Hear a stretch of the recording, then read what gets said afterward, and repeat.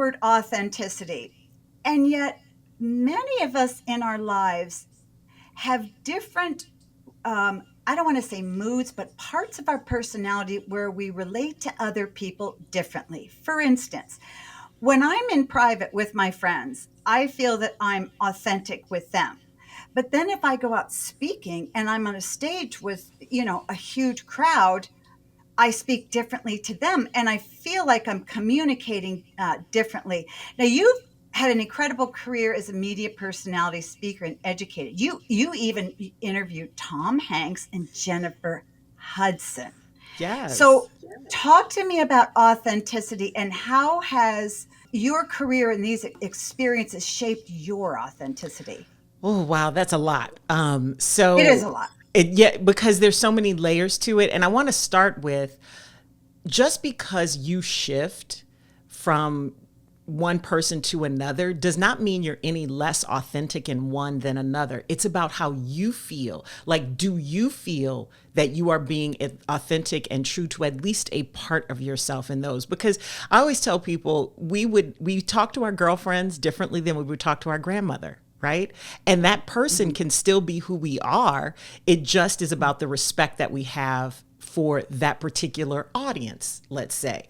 I would say that when it comes to how my work has informed my discovery of authenticity, one of my bosses said to me, and I talk about this in my book, one of my bosses said to me when I first started in radio, he said, listen, I don't pay you to play the hits.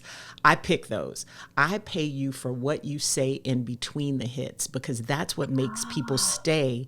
And this is at a time, I mean, I started in radio in the 90s, and this is before people had the choices that they have now in music and the sources for their music, because radio was how you found out what the hot new songs were, right?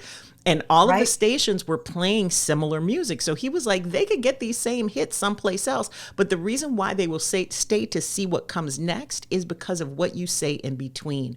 And that's when I realized that my voice actually made a difference. And that's when I also connected things that my parents taught me when I was younger, but didn't actually, soak in the same way. Because I think once we leave our homes, Mhm. the influence of our parents, it's still there, but then there are all these other things, all this other information. And I think that's even more true now for young people growing up, because now they're twice 10 billion more options that they have of voices coming at them just by opening up their laptop or opening up their phones. So, and I think that the world tells us that we should be a certain way, and that's what takes us further away from who we really are and what we're specifically supposed to be doing while we're here and what makes us comfortable and feel like we're in our own skin, right? And I think that that's more important now than it ever has been because of all of these different pieces of our society that are pressuring us, even by just showing us things that what we have isn't right. I love it. I asked the question with a lot in it because Mm-hmm. you share something that I do, which a lot of people do. You have sort of different careers and you have multiple areas of your life. You've got your private life, you've got life with family, you've got your professional life. And I have been told by some people, which I disagreed with, when I'm with them in private, I'm a very private person and I'm more of an introvert, and so I speak one way, but when I go on stage, I've had those friends say, I don't even recognize you. You speak very differently, you have a different persona, really almost accusing me of being two people. And I said, no, but I feel 100% comfortable in each one of those. And so I'm really glad to hear you say that because I think a lot of the parents listening to us know what we're talking about. They're, I don't want to say different people, but sometimes we get so confused as to, I feel there's these different parts of me. What's the real and what isn't? So you are saying, particularly as far as our kids go, that they can have different audiences, mom and dad, their friends, Instagram friends, boyfriend, girlfriend. And they can still be different, but authentic in each of those roles. 100%. Because the reality is that everything isn't for everybody, right? I'm sure that, if you think back to when you were growing up. Now, I'm not a parent, so I can't give parenting advice, but I'm an awfully good auntie. And I listen to young people. I teach young people. I mean, granted, my young people are a little bit older because I'm teaching in college at the graduate level, but a lot of them are fresh out of undergrad and trying to find their ways. And I think if you think back to when you were a certain age, there were things that you felt more comfortable talking to a trusted aunt or, a big sister about that you might not tell your mom. Right. Mhm. There Oh are yeah, and, yeah. and I know that parents, because these are the conversations I have with my cousins and my close friends, they're like, I know that there's something, and I wish that my child would talk to me about this, but maybe you aren't the audience for that. Maybe what you bring to the table isn't something that allows it to be comfortable. And perhaps, and I know that this may hurt some of my parents' feelings, but perhaps the anticipation of what your expectations are the things that are changing who your child really is, right? Oh. It's because we all I'm sorry, expectations of yourself as a parent or expectations of your kids? both. Mm. Both, because I think I mean, every mom I know, especially the first time she's become a mom, there are, it's that mom syndrome thing where every mom is telling her what she should be doing, trying to be Mm. helpful, but then that mom ends up judging herself because she's not able to do or isn't motivated to do all those things, right? And and it starts from the moment you get pregnant, the amount of advice. I can't tell you how many of my friends with kids come to me and say, I'm just so happy to hang out with you because you don't have any mom advice. Oh, the pressure on these poor moms, exactly. It, goes from what vitamins you should take in pregnancy to, where you should send your kid to kindergarten, to if your child should go to college, to which stroller you should Breastfeeding. buy. It's breastfeeding. Yeah. And, you're right. It isn't for everybody, all these things. And the pressure on mothers to adhere to their long list of things that they have created according to what their friends have told them they need to do. And it's too much. It's just too much. And I think that's why we're seeing a lot of anxiety too, Oh gosh, because no yes. matter how hard a mom works, when she goes to bed at night, she still is anxious because she didn't complete her list. And so she's going to try the next day. So, in the midst of that, while we're talking about mothers, in the midst of that, and all these demands that mothers have on them because they're getting so much advice for their friends, how do they peel that away and find their true, authentic self and stay in it? That is the challenge, Meg. That is the challenge because even though I wrote a whole book about it, it is something that I see as an ongoing everyday process, right? It is not a static thing. We change, and so our authenticity is going to change. So I have an exercise in my book that I call Discovering Value, Uncovering Authenticity.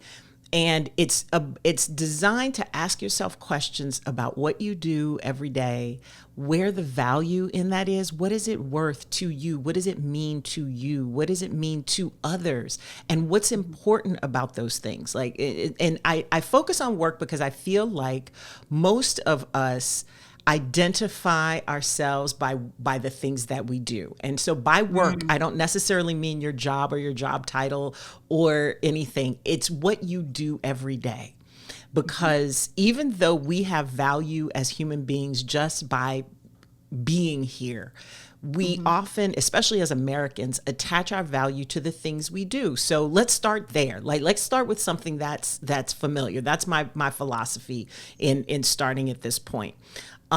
So think first about, what do you do? Like, what are the tasks you do? Who are the people that you interact with? And what do they get out of the unique way you do it? Ask yourself, like, what are these attributes I have? What are these things that I notice? And a lot of times it is found in those things that people tell you that you take for granted. that you don't even know, right? The things that, like, every now and then somebody says, thanks for doing that. And you're like, oh, it wasn't anything big or what have you. And they're like, no, it made a huge difference. And all of us do this similar things, right? We, there are a bunch of different pediatricians in the world, but there's only one Meg, right? And the way you do it. And so I think when each of us understands what we do, why people value it, and why it's important to us to provide that value, then we start to ground ourselves in who we are and what we are here to do. Because a lot of times I think we wake up one day and go, what am I doing this for again? Right. And I Yes. think that's when we are at that point, that's when we're disconnected from our authenticity. So there are a lot of ways to come at it. I come at it from a perspective of activity because that's who I am. And I Mhm. find that most people find it in an easy way that way. So Mhm. once you understand what that is, you can say, I'm Jeanne. I speak for a living. I love to talk. I've always talked. And what I help people do is find their authenticity and be able to explain it to other people.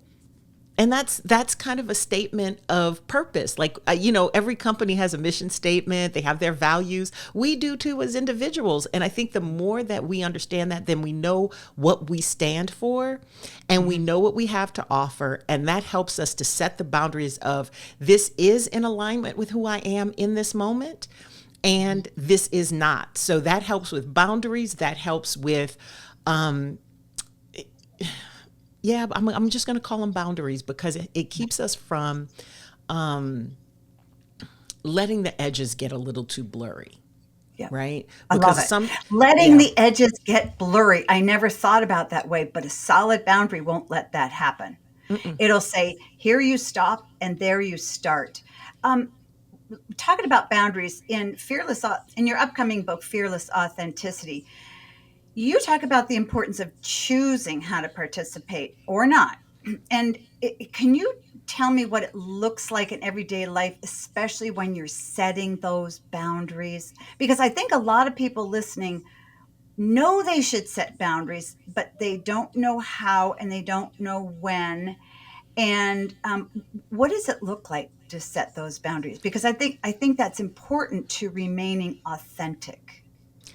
I think because let me tell you something, boundaries have been hard for me as well, right? Because for the longest time, I thought boundaries were something you shared with people and that they adhered to. But really, boundaries are for you. They're for you to enforce, for you to understand where people are going too far, asking for too much. Maybe, I don't, it can Mhm. be any number of things. What is the thing that pushes you into feeling like you should? Because I think it always happens with the word should, when I should be doing something. Because to me, when you say that, that means, I don't really want to do I don't it, want to do but it. Yeah. I'm feeling pressured to do it. And Hmm. so I think it happens when you engage with other people, what feels like a bridge too far, right? Hmm. We get so disconnected from our gut. Our gut tells us everything we need to. If you feel nervous about something and it's not about the anticipatory, and we know the difference between anticipation and like, ooh, this is a big thing that I haven't done before, and something that is not right in your body, right? Hmm. It's when everything in you is screaming, don't do it, don't do it. Don't engage with that person. Like if that person just may not be for you. And Hmm. I think, that thing that's going around on the internet now, we listen, we don't judge. You can listen to your gut and not judge the situation and be like, this is just not the right place for me to be. Your body knows things. And I think we need to trust that. Yeah. So for me, it's about when you get to choose who you engage with, you get to Hmm. choose what you do. And I think a lot of times people, and be very careful about the language you use and be very attentive to the language you use. Because when you say things like, I have to do this, Mm. that's giving you a clue as to how you really feel about this thing you have to do. Now, you may have to do it, but Hmm. Are you choosing it to get to something you really want? Or are you choosing it because it's going to please somebody else and not Ah, really benefit you at all, right? Is it mhm. something you feel obligated to do? Because we all have these charges in our lives that we are supposed to do. I was a caregiver for my father, and it was one of the hardest things I've ever done in my life. But it was something I did because I loved my father. Even though it was hard, I made those choices because it was right for him, and I couldn't have lived with myself if I had not done things the way that I chose to. Now, Mhm. that is very different than saying I have to go to my in-laws and I'm going to have to participate in this conversation because that's how I'm going to keep the peace. Is that peace really necessary? Sometimes you have to ask yourself that question. Is Yeah, that that's peace right. really necessary? Can you Right. say, I don't really want to talk about it right now, and then Yeah. change the subject? And if Yeah. somebody presses it, you can remove yourself from that situation. Well, and I love that because I think a lot of times we get in conversations with friends or family where there's this power play going on, and you can start to feel manipulated by the person. And the way I always know that is I'm getting this sense in my gut, like this makes no sense. I can't respond to this. You're talking about um, on a different level that is a bit confusing. And so what I will do in a situation is like, you know what? We're not going to talk about that. And I'll be very guarded talking with that person in the future because it's just not working well. Now, you talk about authenticity and setting boundaries in personal relationships, family relationships, but also in business. Because you've talked to corporations, you've trained leaders on how to communicate with impact. So, talk about how does authenticity play a role in building better personal and professional relationship? Isn't it a little hard? Isn't it harder to set boundaries and be more authentic when you're in a business role?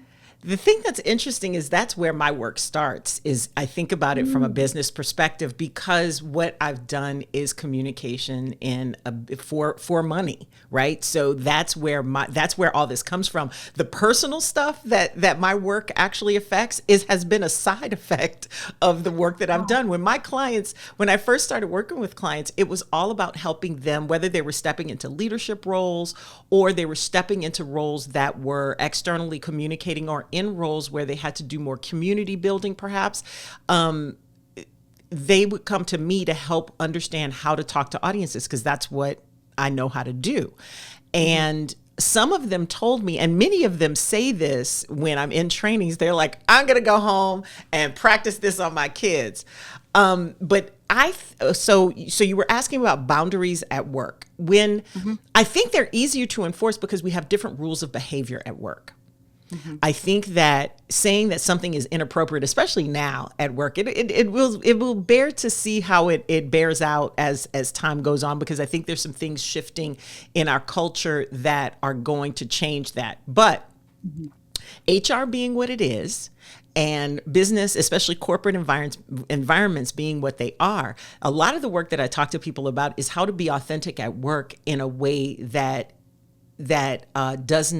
still adheres to the social conventions at work. Like for instance, some business cultures are very casual, right? Where you can have conversations and you can kind of be a little looser, like you're not as buttoned up. Whereas some, government jobs or banking jobs or some environments are very buttoned up, but because of Mhm. how the culture is, and you feel like you have to adhere to more rules. There is a difference between respecting rules and changing yourself to fit them, right? Mm. So I can be respectful of anybody's environment and still show up as Jeanne.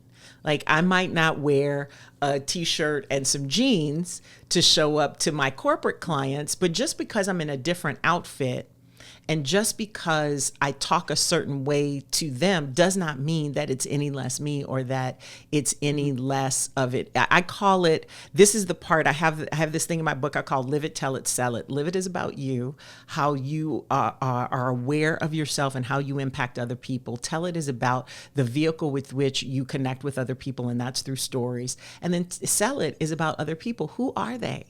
Why do they care about what are you talking about, or why should they care about it, and how can you serve that?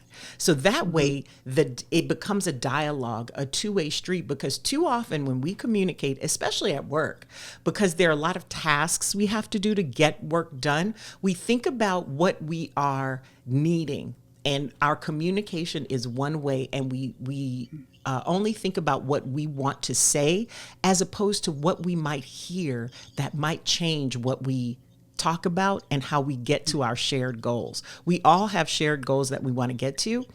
And I think we often think about our part in it, not, individually, not our part in it together. So you walk into a boardroom, and I'm imagining it would be similar to walking into your kitchen with your family around. So you walk into a boardroom and you walk in there because you're going to help them be more authentic, to communicate better, to help the company. Yes. Correct? Yes. So where do you start? Where do you start with them and say, walk me through the first three things that you would do with that boardroom? The first thing I do is, because this is what I've learned when I first started my business, that most people don't even know what it is they bring to the table. They attach it to external things instead of internal things. So I ask them about their work, about how that work benefits other people, and then why that's important to them. And I have them put together a value proposition statement similar to what I was talking about earlier, where you ground the things you do every day with the things you care about, and you make that connection together.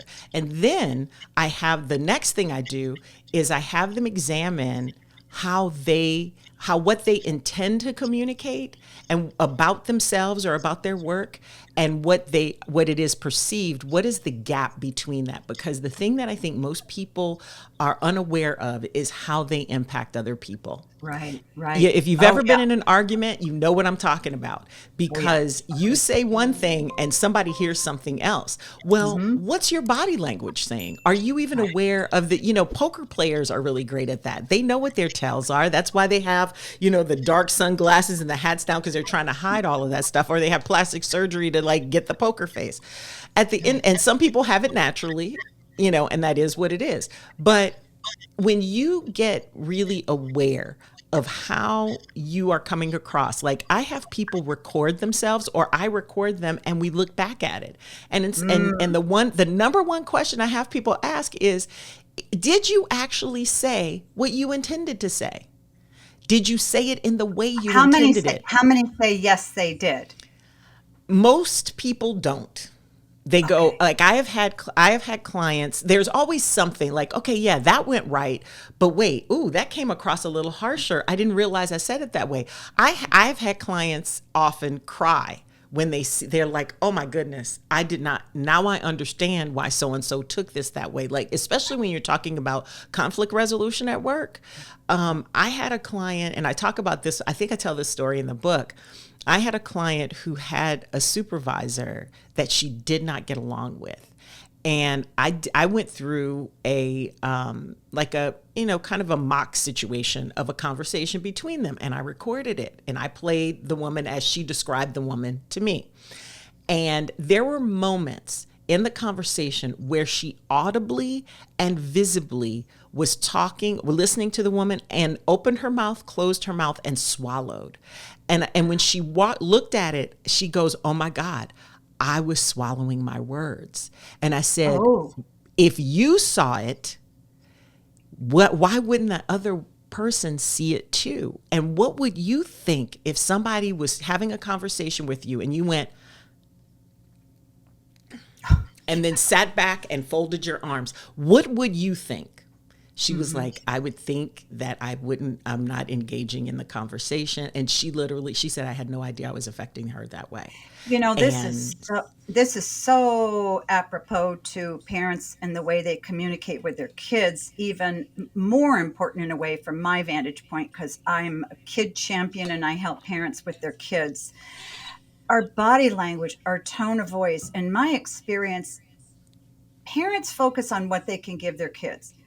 And I think that parents don't think about, and this is subconscious, don't think about what that child is seeing, what that child is hearing, what that how that child receives them, because so many times a parent will communicate to a kid and a kid hears something completely different.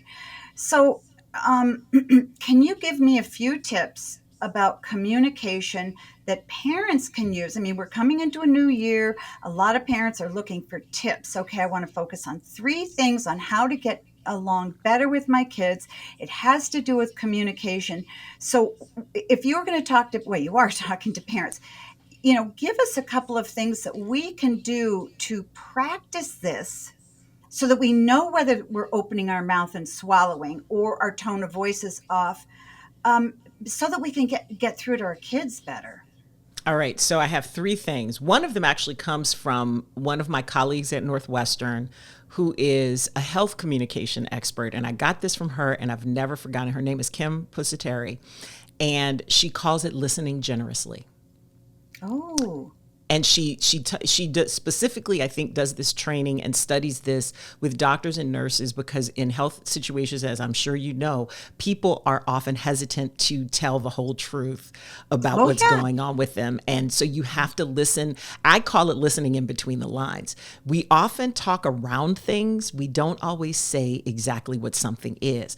And I think that happens a lot with children, because sometimes they may not even have the words to explain what's going on. So be curious, listen generously, listen to what your child isn't saying. Is there something that you can ask that you think it might be, that you can invite them to a conversation? I think a lot of times when we talk to our children, and I've made this mistake even as an auntie, so I'm sure it happens in everyday life with parents, you talk to people, you talk at them, you have a monologue and not a dialogue. Conversations are two-way streets. You have to be willing to change whatever it is you're saying to be able to accommodate the other person. Like, you have to be able to say, I want to talk about this thing, but if this thing isn't the nugget of what that child needs, you have to be willing to shift.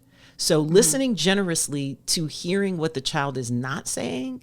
And I'm gonna tell you something. Having a father who had dementia, this was super important for me, because he didn't have the words always to be able to tell me what was going on. So I had to figure things out. It was like Mhm. Blue's Clues. Got to play Right. Blue's Clues with your kids. Play it.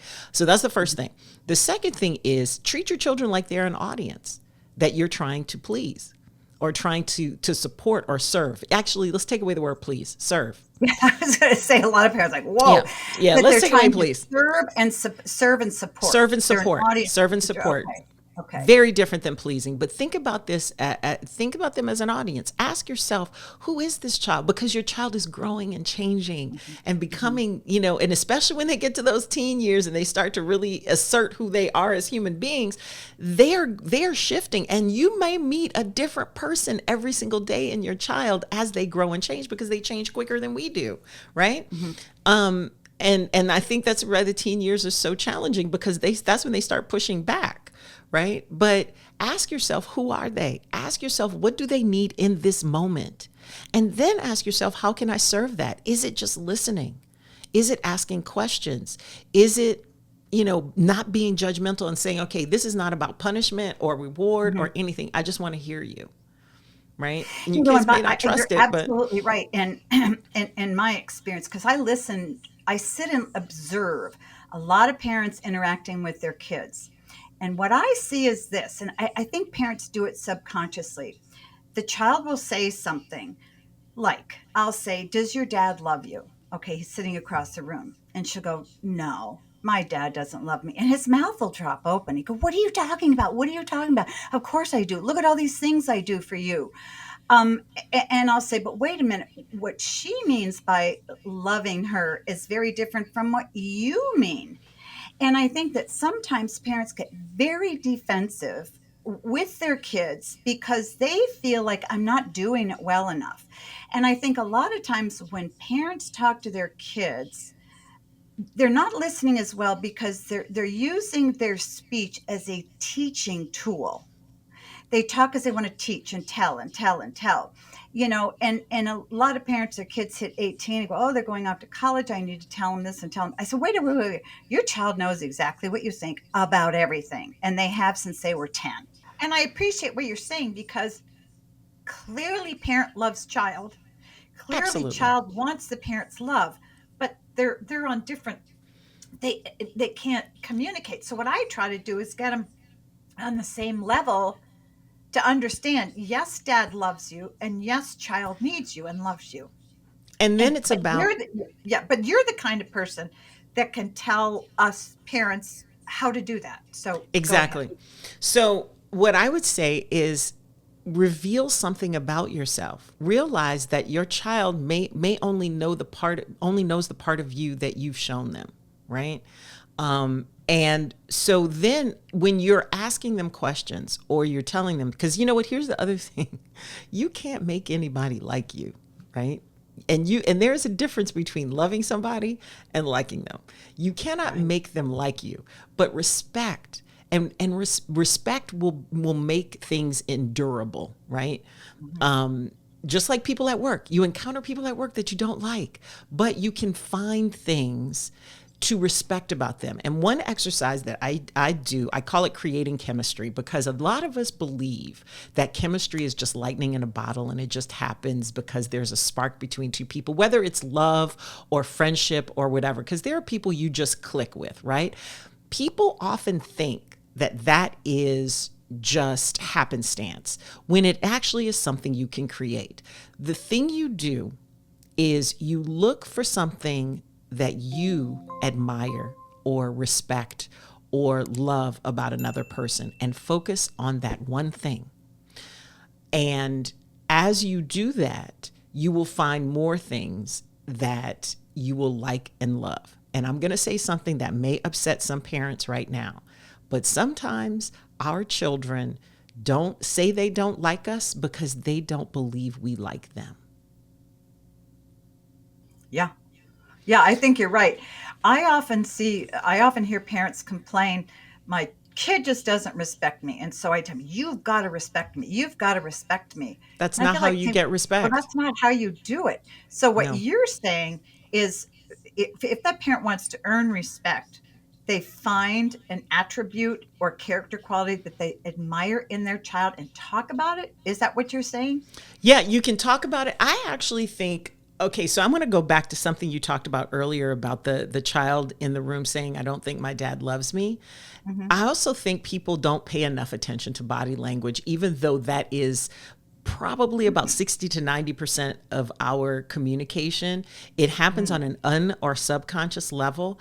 But when you pay attention to how your body language matches or doesn't match your words, like when you're saying to somebody, oh no, I love them, you're shaking your head and saying, I love them. You're negating the very words that you are saying out of your mouth. So, do you really love them? Or Hmm. is there something that's upsetting you about them that you're scared to say because your body will always tell on you? So, get those things in alignment, like get honest about it. You can say to your child, I know that I'm not your favorite person right now, but I want you to know I love you. And here's one of the things I love about you. And Yeah. even if it challenges me, right? And here's what's going to happen. If it is sincere, your child will feel that and see that in your body language. And kids, I think, are the best, as you well know as a pediatrician, kids are the best litmus test and they will Oh, tell you they the are. truth. They will They call will. out a lie because they've not been trained otherwise yet. Right? We haven't taken that away from them yet. And I say, encourage that. Teach them how to be polite with it because some kids are not. To Oh, hilarious well, effect. that's one of the wonderful things I love about my job. Many professionals invest in an executive coach for personal development and a trainer for physical fitness. Now, you can hire me, a best-selling author and expert coach, to help you raise great kids. I've over 35 years practicing pediatrics and an extensive experience decoding what your kids need and think about you. I've helped countless parents just like you. You can talk directly with me through private or group coaching. I'll listen and provide a customized plan to help you be the best dad you can be. Sign up now through the link in the episode notes. Your kids are counting on you. Let's make your family's future brighter together.